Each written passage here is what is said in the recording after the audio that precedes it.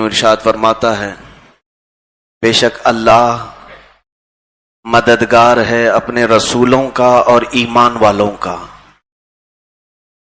اور یقیناً اللہ تبارک و تعالی اپنے دوستوں کا ایسا مددگار ہے۔ دوست کہتے ہیں عربی میں ولی کو۔ قرآن پاک میں اللہ تعالیٰ نے فرمایا الا ان اولیاء اللہ لا خوف علیہم ولا هم یحزنون، آگاہ ہو جاؤ اللہ کے ولیوں کو نہ کوئی خوف ہے دنیا کا، نہ کوئی غم ہے آخرت کا۔ تو اللہ تعالیٰ کس کا مددگار ہے؟ اپنے رسولوں کا، اپنے دوستوں کا، دوست سے مراد اولیاء کا اور ایمان والوں کا۔ اور اس نے جو مدد فرمائی ہے آپ دیکھیں گے تو حیرت میں رہ جائیں گے۔ آج جو حالات ہمارے سامنے درپیش ہیں، خصوصاً دلی کے حالات کو لے کر کے جو پورے ہندوستان میں اضطراب، بے چینی ہے، میں اسی ضمن میں کچھ کتابوں کا مطالعہ کر رہا تھا تو سیدھے سیرت سیدنا غریب نواز رضی اللہ تعالیٰ عنہ پر جا کر ہماری نظریں ٹک گئی۔ سلطان الہند قطب المشائخ سیدنا معین الدین حسن چشتی غریب نواز رضی اللہ تعالیٰ عنہ کی بارگاہ میں کچھ ایسی چیزیں ہیں جو آج کے حالات سے بالکل موافق نظر آتی ہیں۔ ہم نے سرکار غریب نواز کو یوں تو پڑھا ہے کہ خواجہ ہند وہ دربار ہے اعلیٰ تیرا، کبھی محروم نہیں مانگنے والا تیرا۔ یہ تمام چیزیں تو ہم جانتے ہیں کہ وہ عطاؤں میں غریب نواز ہیں، وہ بے مثل و بے مثال ہیں۔ لیکن ہندوستان جس وقت آپ تشریف لائے تھے تو اس وقت کے کیا حالات تھے اور آپ کا آنا کس شان سے ہوا تھا، یہ دو چیزیں بہت ہی قابل غور ہیں۔ ہو بہو یہی حالات ہمیں نظر آتے ہیں۔ عزیزان گرامی، سرکار غریب نواز رضی اللہ تعالیٰ عنہ آئے نہیں، بھیجے گئے تھے۔ آپ کا علاقہ سنجر جہاں آپ کی ولادت ہوئی، اس کے بعد آپ کی جہاں پرورش ہوئی سیستان، جس کو سجستان بھی کہا جاتا ہے، وہ ایران کا ایک علاقہ ہے۔ پھر آپ کا سمرقند، بخارا اور نیشاپور میں تعلیم حاصل کرنا، مراقبے کرنا، پھر خواجہ عثمان ہارونی رضی اللہ تعالیٰ عنہ سے بیعت کرنا، یہ بچپن کے حالات ہیں آپ کے۔ پھر جب آپ اپنے پیر و مرشد کے ساتھ مدینہ طیبہ کی حاضری پر گئے، یہ دوسری حاضری تھی۔ پہلے اپنے پیر و مرشد کے ساتھ خانہ کعبہ کا طواف کر رہے تھے۔ خانہ کعبہ کا طواف کرنے کے دوران آپ کے پیر و مرشد نے ان کا ہاتھ پکڑا اور حتیم کعبہ کے پاس لا کر کے یوں کہا، اے اللہ، میرے اس معین کو تو اپنی بارگاہ میں قبول فرما لے۔ غیب سے ندا آئی کہ اس کو ہم نے اپنے ولیوں میں قبول کر لیا ہے۔ پیر و مرشد نے مبارکبادی دی، اور اس کے بعد مدینہ طیبہ کی جب حاضری کے لیے آپ تشریف لائے تو اپنے پیر و مرشد کے ساتھ ہی روضہ اقدس پر حاضری دی۔ خواجہ اعظم سرکار غریب نواز رضی اللہ تعالیٰ عنہ نے اپنے جد امجد رسول کریم صلی اللہ تعالیٰ علیہ وسلم کو سلام پیش کیا۔ الصلاۃ والسلام علیک یا رسول اللہ صلی اللہ علیہ وسلم۔ قبر انور سے جواب آیا، وعلیک السلام یا قطب المشائخ، تجھ پر بھی سلامتی ہو اے شیخوں کے قطب، اولیاء کے قطب۔ آپ کے پیر و مرشد نے مسکرایا اور فرمایا کہ ایک ہی سلام میں تجھے سرکار دو عالم صلی اللہ علیہ وسلم نے مشائخ کی قطبیت عطا فرما دی۔ اتنا ہی نہیں میرے عزیزوں، میں یہ حالات اس لیے بتا رہا ہوں کہ آپ مدینہ طیبہ میں مستقل رہنے کے لیے گئے تھے۔ کون ایسا عاشق ہے جو مدینے میں رہنا نہیں چاہتا؟ میرے آقا صلی اللہ علیہ وسلم کے دربار میں وہ ہمیشہ رہنے کی غرض سے گئے تھے۔ خواب میں میرے آقا صلی اللہ تعالی علیہ وسلم تشریف لائے اور کہا، معین الدین تم ہندوستان جاؤ، میرے دین کی اشاعت کے لیے، میرے دین کی تبلیغ کے لیے تم ہندوستان جاؤ۔ سرکار غریب نواز رضی اللہ تعالیٰ عنہ نے اپنے آقا و مولا صلی اللہ علیہ وسلم کی بارگاہ میں عرض کیا، ہندوستان کا راستہ پرخطر ہے، وہاں کا ماحول سازگار نہیں اور میری دیکھی ہوئی زمین نہیں ہے. اللہ کے حبیب صلی اللہ تعالی علیہ وسلم نے ان کو ہندوستان کا پورا نقشہ خواب میں عطا فرمایا، راستہ بھی بتایا، اور اس کے بعد یوں ارشاد فرمایا معین الدین تیرا کام ہے چلنا، راستے کھولنا وہ اللہ کا کام ہے. حالات کا سازگار ہونا، حالات کا موافق ہونا یہ ہمارے بس میں ہو تو ہم جہاں چاہے وہاں کے حالات صحیح کرتے چلے جائیں. حالات کا صحیح ہونا نہ ہونا یہ رب ذوالجلال کے ذمہ کرم پر ہے، آپ کا کام ہے. ورنہ اللہ تبارک و تعالیٰ اپنے نبیوں کو جہاں پر بھی بھیجا ہے تقریباً آپ دیکھیں مشاہدہ کر کے ایسی حالات ہیں جو ان کے لیے موافق نہیں رہے. جہاں ان کے مخالفین تھے وہیں انبیاء کرام کو بھیجا گیا ہے، اور پتھریلی زمینوں میں سنگلاخ وادیوں میں نبیوں کو بھیجا گیا، ڈھیٹ قسم کے لوگوں کے درمیان انہیں رکھا گیا. اللہ کے انبیاء کرام علیہ السلام ان وادیوں میں تھے لیکن اللہ ان کا مددگار تھا، کوئی گزند انہیں پہنچنے نہیں دیا، اور اپنے دین کا حامی و ناصر و مددگار وہی ہے. سرکار غریب نواز رضی اللہ تعالیٰ عنہ آپ رونے لگے، آنسو آ گئے کہ مجھے مدینے سے وہاں جانے کا حکم دیا جا رہا ہے، مدینہ چھوٹ جائے گا. اللہ اکبر. میرے آقا صلی اللہ تعالی علیہ وسلم کی بشارت ہوئی معین الدین تم جہاں رہو گے میرے دین کا کام کرو، جب تمہیں ہماری یاد آئے آنکھ بند کر لو میری زیارت ہو جائے گی. اس سے بڑھ کر کے میرے آقا صلی اللہ علیہ وسلم کا انعام کیا تھا کہ سرکار غریب نواز رضی اللہ تعالیٰ عنہ مدینے میں تو یعنی رسول کریم صلی اللہ علیہ وسلم کے روضہ اقدس کے قریب تو تھے لیکن دور آنے کے بعد تو حضور سے بہت ہی قریب ہو گئے کہ جب چاہتے میرے مصطفیٰ کی زیارت فرماتے تھے. اب سفر جو ہے یہی میرا آج کا مدعا ہے، جو سرکار غریب نواز کا سفر ہے ہندوستان کا. یہ آج کے حالات کے تناظر میں آپ پوری میری گفتگو کو سنیے. آج کے حالات ایک طرف اپنے ذہن میں رکھو، دلی میں کیا ہو رہا ہے، ہندوستان میں کیا ہو رہا ہے. پھر میں اس سفر کو بتاتا ہوں تو آپ کو تو ایسا لگے گا کہ غریب نواز شاید اسی زمانے میں اسی زمانے میں آئے ہوں گے. آپ کے آنے سے پہلے جو ہندوستان کے حالات تھے، کٹر قسم کے منوواد جو در حقیقت آتنکواد ہے، برہمنواد جو صرف اور صرف ایک طبقے کی حکومت چاہتے تھے، باقی سب کو غلامی کی زنجیروں میں جکڑے ہوئے تھے. تو ہندوستان کی سرزمین پر تقریباً ان لوگوں کا راج تھا اور ٹکڑے ٹکڑے تھے، الگ الگ راجے مہاراجے ان پر حکومت قائم کیے ہوئے تھے. راجہ پرتھوی راج اجمیر کی سرزمین کو اس نے اپنا دارالحکومت بنایا تھا.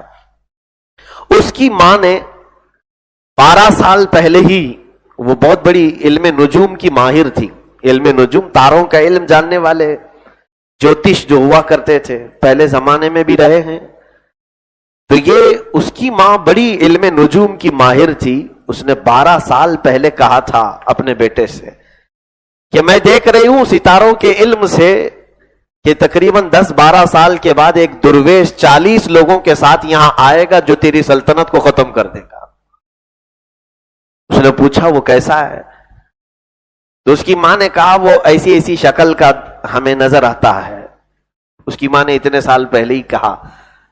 میرے عزیزو، لوگ تو اولیاء کاملین کی غیب کی باتوں کا انکار کر رہے ہیں اور جوتشوں کے علم کو ماننے کی بات کر رہے ہیں، جبکہ وہ کافرہ تھی، اسلام سے اس کا کوئی تعلق نہیں. لیکن 12 سال بعد کی بات، وہ اٹکل پچو ہی صحیح، گمان سے ہی صحیح، لیکن کہا تھا اس نے. اب ہوا یہ کہ 10-12 سال گزر گئے. جب سرکار غریب نواز رضی اللہ تعالیٰ عنہ کے آنے کا وقت تھا تو پرتھوی راج نے اپنی پولیس، اپنے جتنے وزراء تھے سب کو بارڈر پر ہر جگہ لگا کر رکھا تھا کہ اس شکل کا کوئی درویش ہند میں داخل ہو اور اس کے ساتھ 40 لوگوں کی جماعت ہو تو قطعاً اسے ہند کے سرحد میں داخل نہیں ہونے دینا، کسی بھی طرح سے اس کو باہر کرو. میرے عزیزو، یہی خوف ہے جو آدمی کو پاگل بنا دیتا ہے. جس کو کہتے ہیں کہ آنے سے پہلے کا جو ڈر ہے وہ باولا ہو جاتا ہے، ایسی حرکتیں جو کرتا ہے. آج یہی ہو رہا ہے. غریب نواز کے آنے کا ڈر تھا، جگہ جگہ پہرے لگا دیے گئے اور کوئی 40 لوگوں کی جماعت انٹر نہیں ہونا چاہیے. اور وہ باولا پن ایسا تھا کہ کسی بھی مسلمان کو دیکھتے تو یہ لوگ خون سے یعنی خار کھاتے تھے، کیونکہ اس سے قبل محمود غزنوی کے حملوں نے اور شہاب الدین غوری کی شکست نے ان لوگوں کے دلوں میں مسلمانوں کی نفرت بڑھا دی تھی. اس وقت اسلام اور مسلمانوں کی نفرت سب سے زیادہ پنپ رہی تھی لوگوں کے دلوں میں. وہ ایسا ماحول تھا اس زمانے کا کہ کسی جگہ اگر مسلمان کو تلاوت کرتے دیکھیں تو سارے ایک جٹ جمع ہوتے اسے مار ڈالتے تھے. موب لنچنگ اس زمانے میں بھی ہو رہی تھی. بہت سخت نفرت کا ماحول تھا، ایک بھی مسلمان کو وہ لوگ برداشت نہیں کر پا رہے تھے. آج بھی یہ جو ڈر کا ماحول ہے، خوف کا ماحول ہے، پتہ نہیں ان کے ہاں کہیں سے حدیث مل گئی غزوہ ہند کی، جس کی وجہ سے ان کے پنڈتوں نے یہ کہنا شروع کر دیا کہ کچھ تو ہونے والا ہے، اس سے پہلے ہی پہرے بٹھا دو. سرکار غریب نواز رضی اللہ تعالیٰ عنہ کی ماں جب وہ پرتھوی راج کی ماں جب ان کے بارے میں بول چکی تھی تو پہرے لگائے گئے، پولیس جگہ جگہ تعینات تھی. 1000 پہرے داروں کے باوجود بھی وہ سلطان الہند ہندوستان میں داخل ہوا. کس نے داخل کیا؟ کس نے داخل کیا؟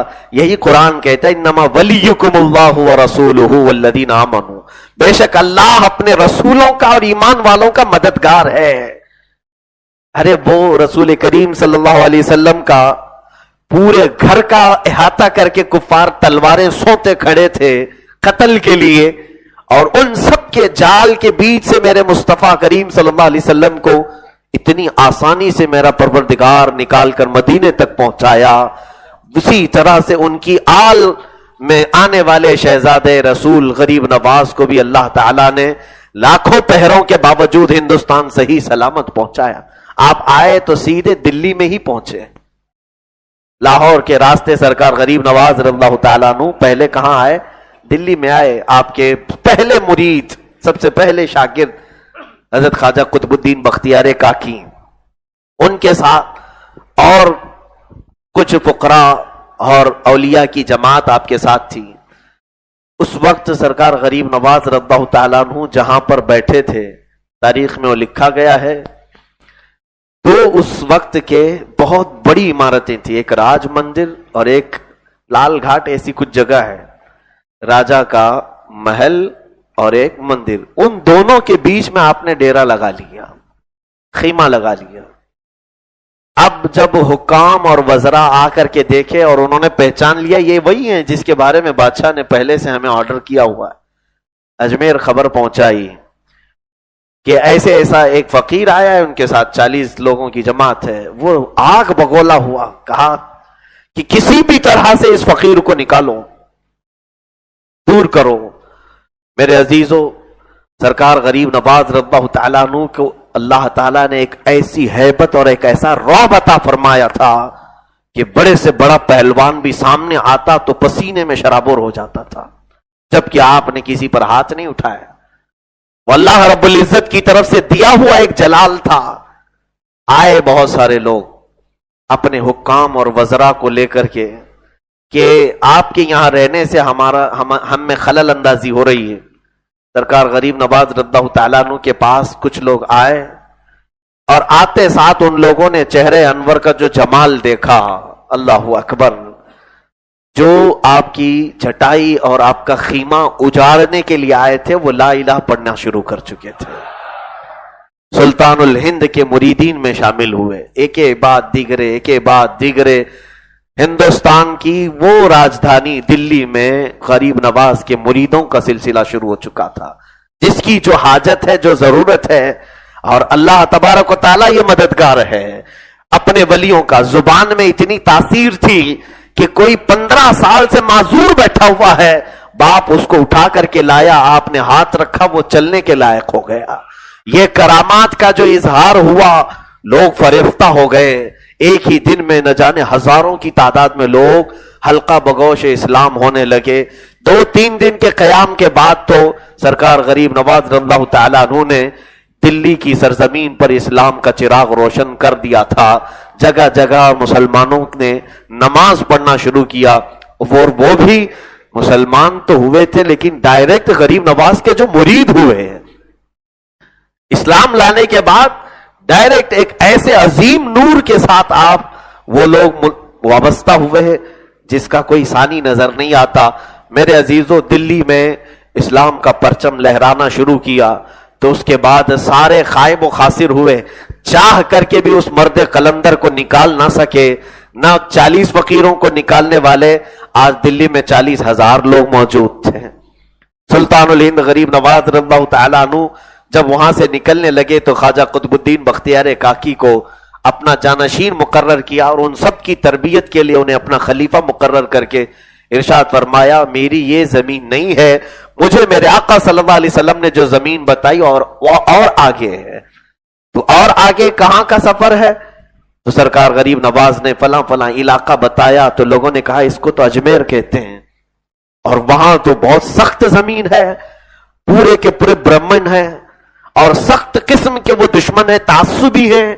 سرکار غریب نواز نے فرمایا ہوں گے سارے زہریلے, لیکن مجھے میرے مصطفیٰ نے بھیجا ہے, میرے آقا صلی اللہ علیہ وسلم نے بھیجا ہے.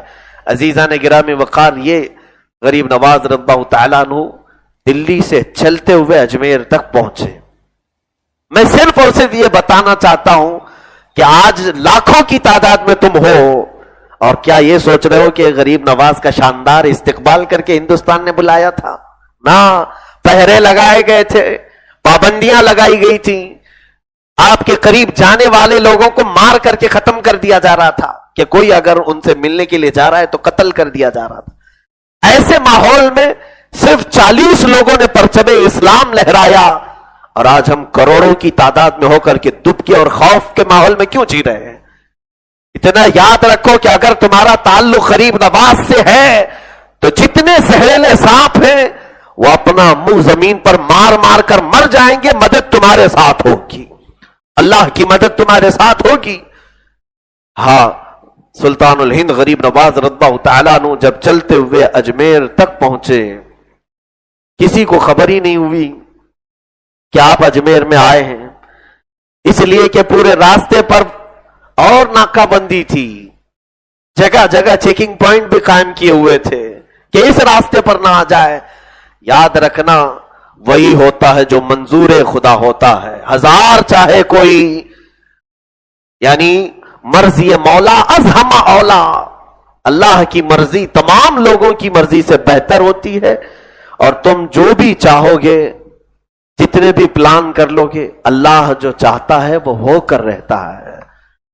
کچھ لوگوں نے موت سے بچنے کے لیے پتہ نہیں کیا کیا ہیلے بہانے کر لیے, لیکن جس وقت لکھی ہے وہ آ کر رہتی ہے. رب تبارک و تعالیٰ کی منشا جو ہے وہ ہو جاتی ہے. تم 1000 پہرے بٹھا دو, 1000 پہرے بٹھا دو. اس سلسلے میں رک کر کے کہتا ہوں, بڑی عجیب بات ہے کہ میں نے ایک حضرت سلیمان علیہ السلام کے زمانے کے ایک شخص کو پڑھا کہ اس نے سنا ملک الموت مرنے سے پہلے سرانے کے پاس آتے ہیں, سرانے کے پاس آتے ہیں اور وہ وہیں سے روح قبض کرتے ہیں, ناک سے روح نکالی جاتی ہے.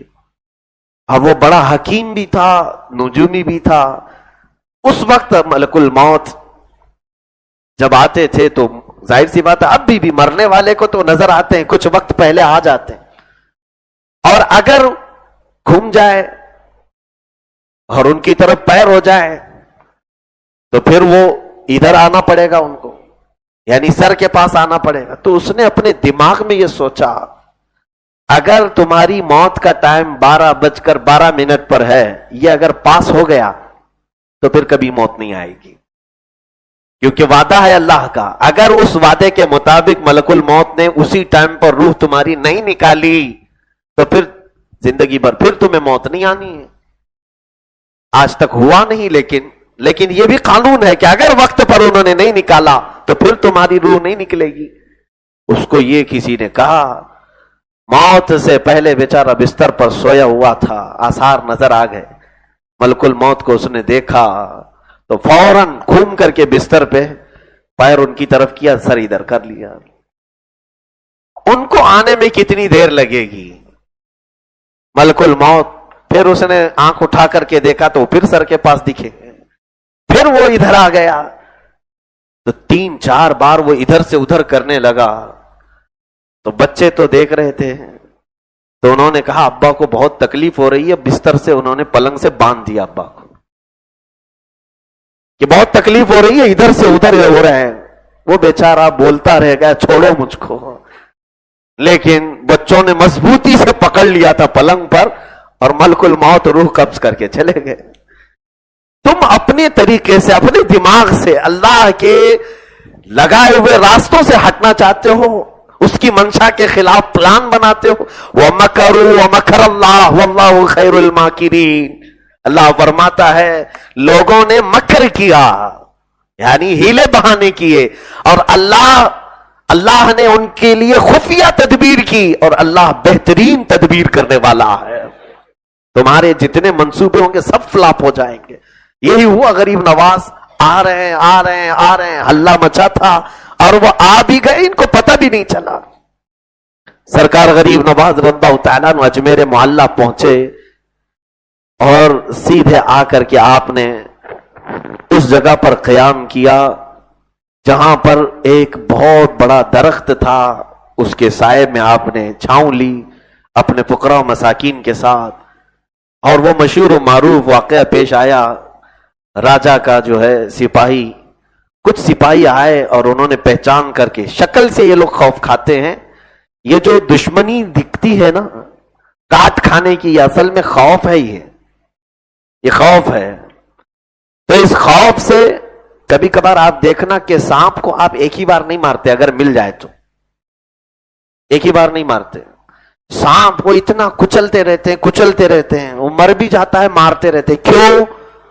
ڈر ہے اس کے کاٹنے کا.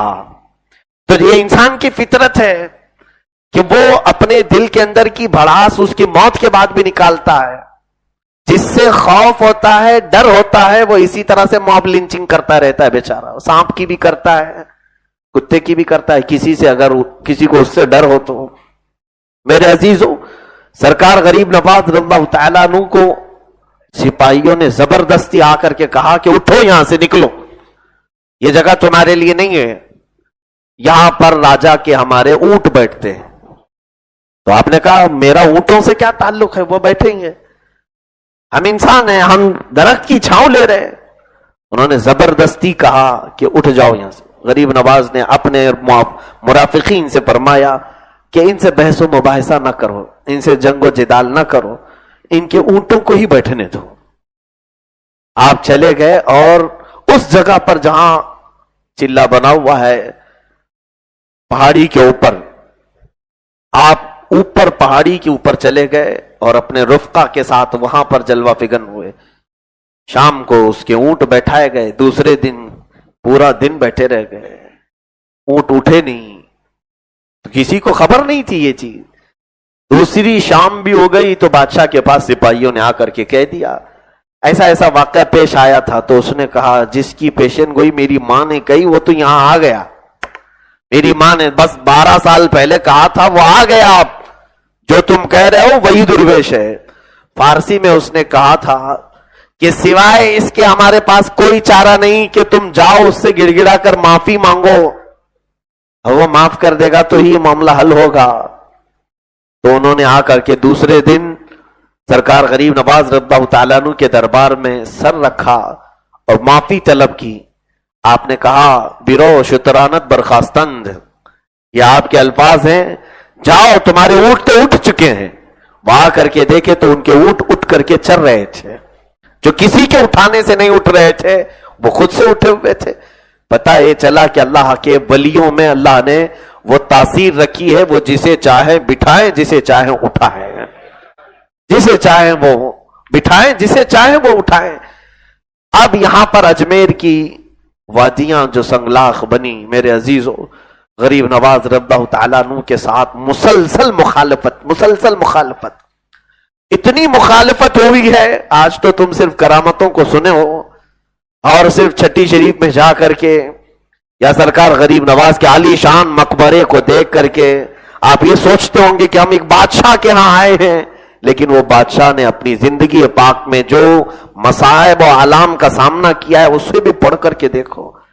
یہ ہم سب کے سکون کے لیے انہوں نے تمام مصیبتیں اپنائی تھیں. آپ کے ساتھ جو جو معاملات ہوئے وہ تو ہم برداشت بھی نہیں کر پائیں گے. سلطان الہند غریب نواز رضی اللہ تعالیٰ عنہ کے ساتھ جو حربے اپنائے گئے، جادوگروں کو لا کر کے مقابلہ کروایا گیا، آگ کے گولے پھینکے گئے، پتھر گرائے گئے. اور ایک بار تو ایسا ہوا کہ آنا ساگر کے قریب وہاں پر بھی ایک مندر ایسا تھا جس میں کسی بھی کم ذات کے آدمی کو داخل ہونے کی اجازت نہیں تھی، صرف راجے، مہاراجے اور پولیس جا سکتی تھی. اور اس کے قریب سرکار غریب نواز اپنی عبادت میں مصروف ہو گئے اور ان کو بالکل ایک آنکھ نہ بھاتی. وہ اپنے راجاؤں سے آ کر کے شکایت کرنے لگے کہ مسلمان ہماری مندروں کو نجس کر رہے ہیں، ان کو دور کریں. سرکار غریب نواز رضی اللہ تعالیٰ عنہ کو وہاں سے بھی اٹھایا گیا. آپ کو اس وقت تو وہ قتل کرنے کے لیے آ گئے تھے بڑے بڑے نیزے اور تلواریں لے کر. اس وقت وہی واقعہ پیش آیا جو رسول کریم صلی اللہ تعالی علیہ وسلم نے ہجرت کے موقع پر فرمایا. آپ کا مسلح ہے، آپ کے ارد گرد جو شاگرد ہیں وہ بیٹھے ہیں. ایک بڑی فوج جب آپ کے سامنے آئی، آپ نے زمین سے مٹی اٹھائی، آیت الکرسی پڑھ کر کے ان کی طرف پھینکا. یہ مٹی کے کنکریاں جہاں جہاں گریں، بلکہ وہ جتنے آئے تھے سب کے کسی کے کان سن ہو گئے، کسی کے جسم میں لرزہ طاری ہوا، کوئی فالج زدہ ہو گیا. الگ الگ قسم کے ان تمام مصیبتوں میں وہ جکڑ گئے. یہ خوفناک چیز دیکھ کر کے وہ سارے مبہوت ہو گئے اور پیچھے ہٹ گئے. اللہ کے ولیوں کو جس نے چھیڑا، اللہ نے فرمایا من عادى لي وليا فقد آذنته بالحرب. اللہ فرماتا ہے جس نے میرے کسی ولی سے دشمنی کی گویا کہ اس نے میرے ساتھ جنگ کا اعلان کیا ہے. بلکہ اللہ فرماتا ہے میں اس کے ساتھ جنگ کا اعلان کرتا ہوں. ہے کوئی اللہ کے ساتھ جنگ کر سکتا ہے؟ تو جن لوگوں نے اللہ کے ولیوں کو چھیڑا گویا کہ انہوں نے رب تبارک و تعالیٰ کے جلال کو پکارا ہے. اب پھر اللہ ہی ان کے لیے بہترین منتقم ہوتا ہے، انتقام لیتا ہے. عزیزان گرامی، وہاں پر پہنچنے کے بعد آپ کو وہاں سے اٹھایا گیا، پہاڑ کے اوپر سے اٹھایا گیا. کون سی جگہ ہے جہاں استقبال کر کے بٹھایا گیا ہو؟ مکر و فریب بھی کیا گیا، دجل و فریب کیا گیا، دھوکے دیے گئے، کیا کیا چیزیں ہوئی. حتیٰ کہ یہ سارے حربے تو ایک جگہ، پتھروں کی بارش کی گئی اوپر سے اور آگ پھینکا ایک یعنی جادوگر نے. سرکار غریب نواز رضی اللہ تعالیٰ عنہ کی زندگی پاک میں اجے پال جوگی کا نام سنا ہوگا آپ نے، مشہور جادوگر اس وقت کا. اسے بلا کر کے پرتھوی راج نے مقابلے کے لیے کہا تھا. سرکار غریب نواز رضی اللہ تعالیٰ عنہ کے پاس اس نے ایک روئی کا پھاہا پھینکا تو آگ بن کر کے آپ کی طرف آیا. یہ شعبدہ بازی، نظر بندی ہو سکتی، حقیقت نہیں. جو جتنے چمتکار آپ کو دکھاتے ہوئے جادو، یہ سب نظر کا دھوکہ ہوتا ہے، حقیقت میں نہیں. ارے یوں جیب میں سے نکالا کبوتر بنا دیا، ادھر پانی ڈال کر کے پھول پھینک دیا، یہ تمام چیزیں نظر کا دھوکہ ہے، حقیقت نہیں بدلتی اس سے. لیکن کرامت جو ہے وہ نظر کا دھوکہ نہیں، حقیقت بدلتی ہے. کرامت اور معجزہ الگ چیز ہے. اس نے آگ پھینکا، سارے لوگ ڈر کر کے بھاگ گئے. غریب نواز ایمان والے تھے، انہیں معلوم تھا کہ یہ جادو ہے، آگ نہیں ہے، یہ نظر بندی. آپ نے صرف ہاتھ سے روکا، کچھ نہیں ہوا، آپ کو کچھ نہیں ہوا. اس کے بعد وہ بیچارہ شرمندہ ہوا، بڑے بڑے لوگوں کے سامنے اس کی عزت خراب ہو رہی ہے، جادو چل نہیں پا رہا ہے. وہ آسمان میں اڑ کر کے دکھایا. اب یہ بھی آپ سمجھ کر کے چلیں کہ کرامت کسے کہتے ہیں اور جادو کسے کہتے ہیں. ایسی کسی للو پنچو پیر کے پیچھے نہ پڑ جانا کہ یہ بہت پہنچے ہوئے حضرت ہیں، ارے کیا کیا دکھاتے ہیں، ارے جیب میں سے نکال کر سونے کا سکہ دکھا دیتے ہیں. کچھ باباؤں کے پیچھے اسی لیے ہماری قوم پڑی ہوئی ہے کہ خزانہ نکال کر کے دے دیں گے. خزانہ نکالنے والوں کے پیچھے تو ایک جماعت ہے، بیچارے ان کے پیچھے پیسے بھی خرچہ کرتے ہیں. ہمارے علاقے میں بھی آئے تھے، کئی بابا آئے تھے خزانے نکالنے کے لیے. میں ہزار منع کرتا ہوں کہ زمین کے خزانے نکالنے والا بابا تمہارے پاس کیوں آیا؟ وہ خود کیوں نہیں نکال لیتا ہے؟ وہ خود نکال کر کے بڑا محل بنا لیتا. وہ تم سے کہتا ہے 25,000 روپے جمع کرو، میں نکالوں گا. یہ تمام چیزیں ہمارے یہاں معیار نہیں. حتیٰ کہ میں کہہ رہا ہوں اگر تمہیں کوئی پانی پر چل کے دکھائے تو بھی ولی مت سمجھنا, ہوا میں اڑ کے دکھائے تب بھی ولی مت سمجھنا. یہ کرامات نہیں. سب سے بڑی کرامت کچھ ہو سکتی ہے تو میرے آقا کی سنت پر عمل کر کے دکھانا. پوری زندگی بھر شریعت سے ہٹا نہیں ہے, یہ سب سے بڑی کرامت ہے. باقی وہ تمام چیزیں وہ چھوٹی کرامات ہیں. حضور پاک کی زندگی پر عمل کر کے دکھانا یہ بڑی کرامت ہے. غریب نواز کے پاس وہ اڑ کر کے دکھا رہا تھا آسمان پر. آپ نے اپنی جوتیاں نکالی اور کہا تم اسے نیچے لے آؤ. اور غریب نواز رضی اللہ تعالیٰ عنہ لکڑی کی جوتیاں پہنتے تھے, کھڑاؤں جس کو کہتے ہیں چپلیں, وہ اڑی اور سر پر تڑا تڑ مارتی ہوئی نیچے لے آئے. ہوا میں اڑنے والے یوں نہ اترائیں. ہمارے پیر مرشد نے فرمایا ہے کہ بہت اوپر اڑنے والے بہت نہ اتراؤ. انشاءاللہ العزیز بہت اڑنے والوں کو غریب نواز اڑ کر کے نیچے نہیں لائیں گے, ان کی جوتیاں نیچے لے کے آ جائیں گے. یہ کرامت, یہ تمام چیزیں ہوئی. لیکن سب سے زیادہ خطرناک قسم کی جو انہوں نے شرارت اپنائی وہ یہ ہے کہ بڑی حسین و جمیل ایک لڑکی کو آپ کے پیچھے لگایا. اس میں تو بہت سارے لوگ ہار جائیں گے, اس لیے کہ انسان کے اندر شہوت ہے, نفس ہے, خواہشات ہے. ایک لڑکی بڑی خوبصورت حسین و جمیل بڑے امیر کی, وہ آتی تھی روزانہ غریب نواز رضی اللہ تعالیٰ عنہ کے ارد گرد, اور جب وہ رات کے وقت تنہائی میں آئے آپ مصلی بچھائے اور بیٹھ جاتے تھے. یہاں تک کہ رات تک وہ انتظار کرتی کہ یہ پلٹے میری طرف, کسی طرح میں اپنی محبت میں انہیں گرفتار کر لوں. اور غریب نواز رضی اللہ تعالیٰ عنہ کو بہلانے کے لیے وہ آپ کے کلمے بھی پڑھتی, آپ کی طرح وہ سجدے کرتی. یاد رکھنا بہت ساری جگہوں پر شیطان تمہارے ایمان کو خریدنے کے لیے تمہاری طرح بن کے دکھاتا ہے. ہمارے بچے یہی کہتے ہیں ارے نہیں وہ تو بالکل پاک صاف ہے. سرکار غریب نواز رضی اللہ تعالیٰ عنہ 1 مہینے تک وہ روزانہ آتی رہی, آپ نے نظر نہیں اٹھایا. اخیر میں وہ تھک ہار کر کے اس نے کہا کہ میرے حسن کو دیکھنے کے لیے لمبی لمبی قطاریں لگتی ہیں, لوگ دیکھتے رہتے ہیں اور تم مجھے ایک نظر نہیں اٹھاتے. آپ نے فرمایا اے خاتون تو جس کام کے لیے آئی ہے وہ چھوڑ دے نہیں ہو سکے گا, تو واپس چلی جا, اس لیے کہ میری نظروں میں جمال مصطفیٰ بسا ہوا ہے. میں اپنی آنکھوں کو میرے نبی کے نور کو اور حسن کو دیکھنے کے لیے محفوظ رکھا ہوں. مجھے دنیا کا حسن و جمال دھوکہ نہیں دے سکتا. بہرحال روایات یہ بتاتی ہیں کہ وہ دائرہ اسلام میں داخل ہوئی, مشرف اسلام ہوئی, آپ نے تربیت فرمائی. عزیزان گرامی, کون سی چیزوں سے آپ کی آزمائش نہیں ہوئی؟ ہندوستان کی سرزمین آپ کے لیے کتنی مشکل زمین تھی, دلی سے لے کر اجمیر تک, یہاں تک کہ آپ کی مختصر سی زندگی میں سلطان الاولیاء غریب نواز رضی اللہ تعالیٰ عنہ نے اپنی تبلیغ اور اپنی مسائی جمیلہ کے ذریعے سے, اپنی کوششوں سے اور اللہ کے فضل سے اپنی حیات پاک میں 90 لاکھ لوگوں کو کلمہ طیبہ پڑھایا ہے. معمولی بات ہے یہ کسی کے لیے؟ اتنی بڑی تعداد میں لوگوں کو دائرہ اسلام میں داخل کیا اس ایک ولی کامل نے. آج کچھ ایسے لوگ بھی ہیں جو بظاہر مسلمان دکھتے ہیں, وہ منافقین کی فہرست میں ہیں, جن کا منہ کھلتا ہے تو اولیاء کے خلاف بھونکتے ہیں.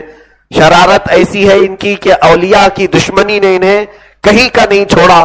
یہ غریب نواز کے خلاف بھونکتے ہیں, یہ در حقیقت شیطان صفت لوگ ہیں.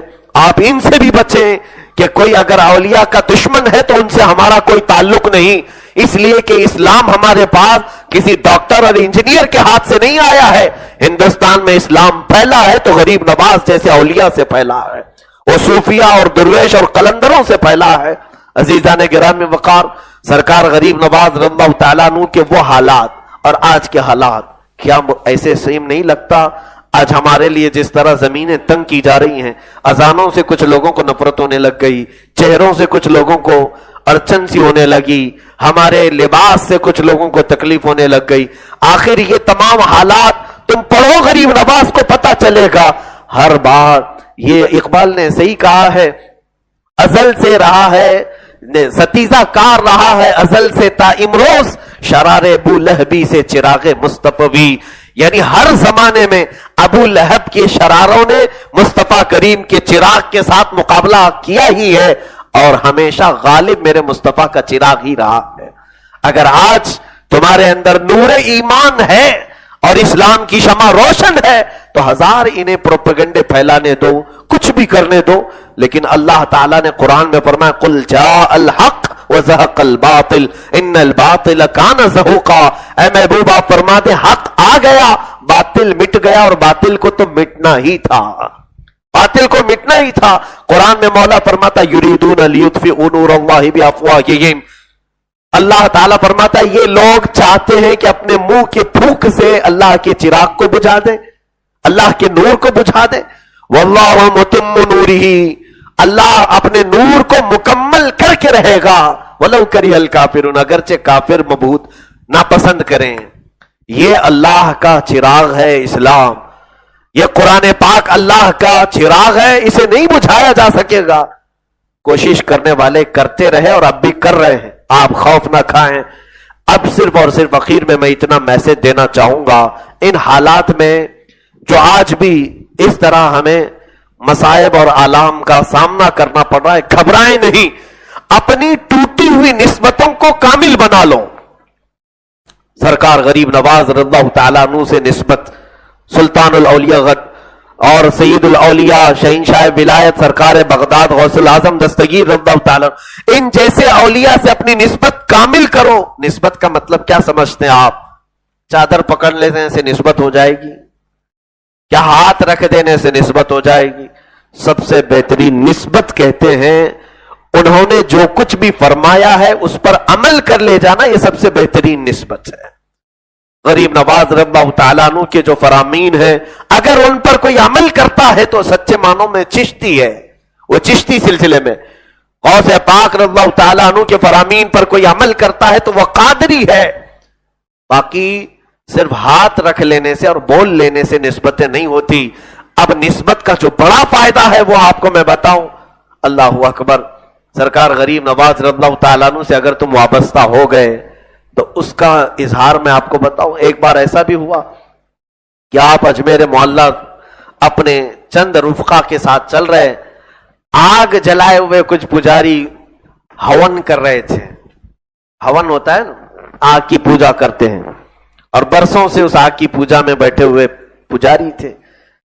غریب نواز رضی اللہ تعالیٰ عنہ کا وہاں سے گزر ہوا تو انہوں نے چھیڑ خانی کی، ان کی عادت ہے چھیڑنے کی، خواہ مخواہ اس طرح سے جملے کسنے لگے۔ آپ رک گئے اور آپ نے ان کو بھی کہا کہ اس آگ کی پوجا چھوڑ دو، جس نے آگ بنائی ہے اس کی عبادت کرو۔ ان لوگوں نے کہا نہیں، یہ ہمارا معبود ہے، آگ جیسی، اگنی جیسی شکتی کسی کے اندر نہیں ہو سکتی، یہ بہت طاقتور خدا ہے ہمارا، ہم اس کے لیے برسوں سے یہاں پر عبادت میں ہیں۔ سرکار غریب نواز رضی اللہ تعالیٰ عنہ نے رک کر کے جو مناظرہ فرمایا، وہ چھوٹا سا مناظرہ ہے۔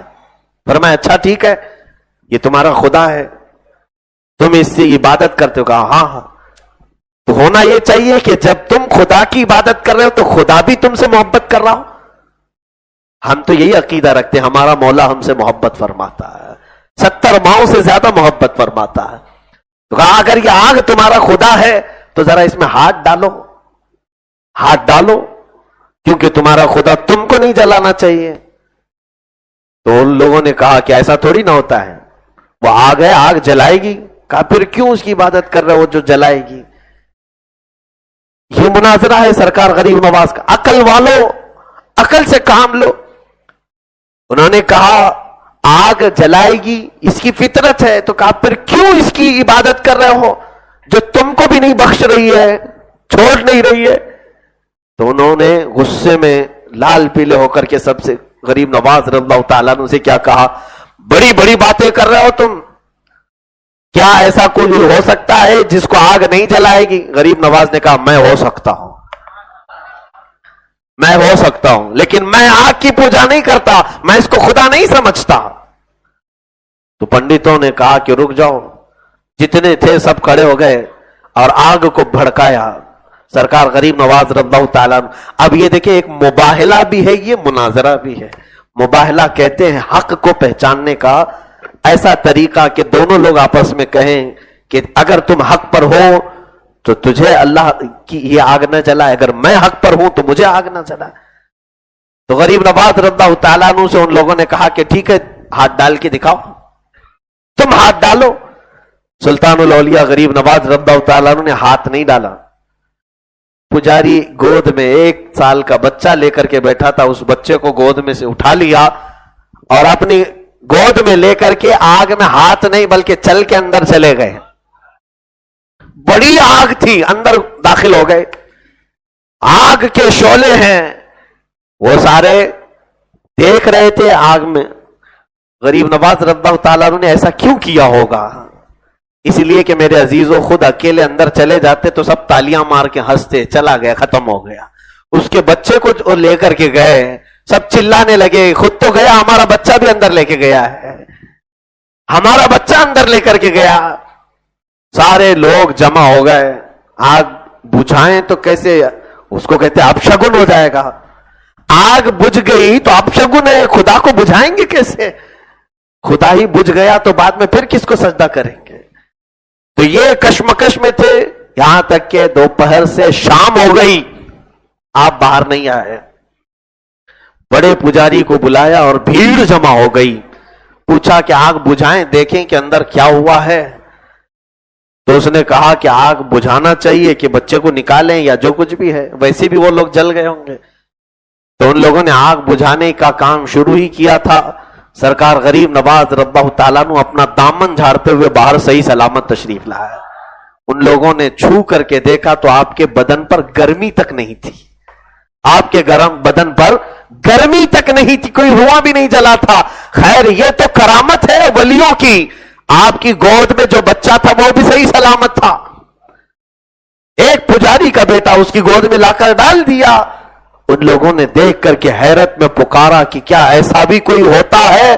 غریب نواز نے فرمایا ہوتا ہے، اس لیے کہ آگ بھی اس وقت تک نہیں جلاتی جب تک رب کا حکم نہیں ہوتا۔ میں اس خدا کا پروردگار کا عبادت کرنے والا ہوں جو آگ کو بھی گرمی بخشتا ہے، وہ جب چاہے اسے برف کر دے اور جب چاہے اس کو تمازت میں گرم کر دے۔ غریب نواز رضی اللہ تعالیٰ عنہ نے اس کی گود میں بچے کو ڈال دیا، جس کا بچہ تھا وہ دائرہ اسلام میں داخل ہوا، غریب نواز کے ہاتھ میں ہاتھ رکھ کر کے شرف بیعت حاصل کیا، یہ ایمان بھی انہوں نے دے دیا۔ اب یہ واقعہ تو پیش آیا ہی تھا، لیکن میرے عزیزوں مجھے یہ بات محسوس ہوتی ہے کہ سلطان الاولیاء غریب نواز رضی اللہ تعالیٰ عنہ نے اس پنڈت کے پجاری کے بچے کو ساتھ لے گئے، اور اس لیے کہ کہیں وہ لوگ انتظار کریں میرا، مگر مجھے یہ محسوس ہوتا ہے آخر اس بچے کو کیسے نہیں جلائی؟ وہ کون سا ولی تھا؟ اس کی جو لکھتا